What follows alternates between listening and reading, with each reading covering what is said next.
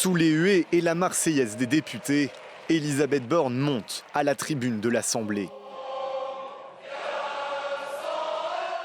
Après plusieurs minutes de bronca, la Première ministre annonce la décision prise quelques minutes auparavant en Conseil des ministres. On ne peut pas faire de pari sur l'avenir de nos retraites. Cette réforme est nécessaire. Aussi, sur le fondement de l'article 49, alinéa 3 de la Constitution, j'engage la responsabilité de mon gouvernement sur l'ensemble du projet de loi de financement rectificatif de la sécurité sociale pour 2023. Le couperet est tombé, il n'y aura pas de vote de l'Assemblée sur la réforme des retraites. Une éventualité qui n'avait pourtant pas la préférence du gouvernement.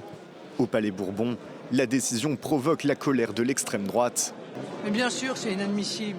Évidemment. Parce qu'encore une fois, il ne s'agit pas, comme c'est normalement la nature du 49.3, de forcer la majorité. Il s'agit d'empêcher l'expression de la volonté du peuple français au travers de ses représentants. Et des partis de la NUPES, soutien de longue date du mouvement social. Plus qu'un déni de démocratie, la Première ministre, en annonçant le 49.3, vient de finir d'humilier, de bafouer le Parlement une bonne fois pour toutes. Ce gouvernement, cette Première ministre n'est pas digne de notre démocratie, n'est pas digne de la République. La mobilisation doit se poursuivre, nous la poursuivrons. Dès l'annonce d'Elisabeth Borne, des milliers de manifestants se sont réunis place de la Concorde à proximité de l'Assemblée. Les syndicats ont d'ores et déjà annoncé leur intention d'amplifier la mobilisation contre la réforme des retraites.